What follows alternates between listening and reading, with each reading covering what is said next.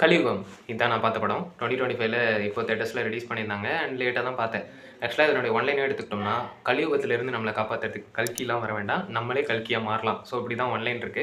And ஆக்சுவலா இதில வந்து 2 குரூப் இருப்பாங்க இந்த படத்தில.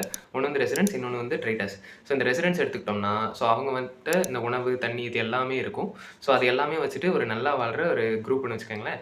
ஸோ அவங்க வந்து இந்த ட்ரைட்டர்ஸ அழிக்க நினைக்கிறாங்க. ஏன்னா அவங்க கொஞ்சம் பேர் தான். அவங்கள கொன்னுட்டா நமக்கே எல்லாமே கிடைச்சிரும் அப்படின்ற ஒரு தாட்ல அவங்க ஒரு அரண் கட்டிக்கிட்டு நல்ல வீடாக கட்டிக்கிட்டு உணவு தண்ணி எல்லாமே அந்த இடத்துலயே வச்சுக்கிட்டு வாழ்ந்துட்டு இருக்க ஒரு கேங். ஸோ ட்ரேடர்ஸ் வந்து இந்த பெரிய கேங் கிட்ட தப்பிச்சாங்களா இல்லையா ரெசிடென்ட்ஸ் கிட்டேருந்து, அண்ட் அவங்க வாழ்ந்தாங்களா இல்லையா, இல்லை அவங்களுக்கு என்ன நடந்துச்சு கடைசியாக ட்ரேடர்ஸ் என்ன ஆனாங்க இப்படின்றது தான் படம்னு வச்சுக்கோங்களேன்.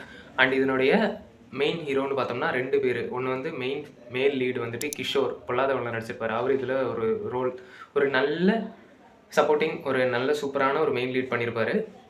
அண்ட் இதில் எமோஷன்ஸ் கேரி பண்ணுறதா இருக்கட்டும், அண்ட் அதே போல் வந்து உணவுக்காக வந்துட்டு நிறைய இடத்துல போராடுவார், நிறைய இடத்துலேருந்து ஓடணும் தப்பிச்சு அந்த மாதிரியான சீன்ஸ்லாம் அவர் சூப்பராகவே கன்வே பண்ணியிருந்தாரு. அண்ட் இதே போலவே ஸ்ரதா ஸ்ரீநாத் செகண்ட் ஹாஃபில் ஒரு மெயின் லீடாக வருவாங்க. ஸோ அவங்க கொடுத்த இம்பார்ட்டன்ஸுமே வந்துட்டு சூப்பராக இருந்தது படத்துக்கு.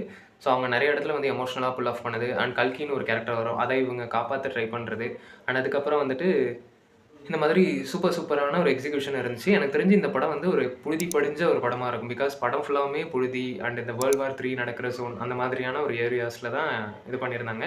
ஸோ அது எல்லாமே லைக் ஒரிஜினல் ஏரியாஸா எங்கேயோ போயிட்டு எடுத்தாங்களா இல்லையான்னு தெரியல. ஆனா பார்க்கறதுக்கு நல்லாவே இருந்தது. அண்ட் இது ஒரு ஹாலிவுட் ஸ்டைல்ல இருக்கும். எனக்கு தெரிஞ்சு டைரக்டர் வந்து பெஸ்ட் கிரெடிட்ஸ் குடுக்கலாம். அண்ட் இதில ஃப்ளாஸ்ன்னு எடுத்துக்கிட்டோம்னா, ஃபர்ஸ்ட்டு ஒரு 1/2 மணி நேரத்துலேருந்து 40 நிமிஷம் வந்துட்டு கதைய செட் அவுட் பண்ணி உள்ளார வரதுக்கே ஒரு 40 நிமிஷம் எடுத்துக்குது. அத தவிர்த்து இதில ஃப்ளாஸ்லாம் பெருசா ஒண்ணும் கிடையாது. ஸோ அதனால நீங்க கண்டிப்பா ட்ரை பண்ணி பாருங்க. உங்களுக்கு பெஸ்ட்டாவே ஒர்க் ஆகும். சரிங்களா? அவ்வளோதான். பாய்.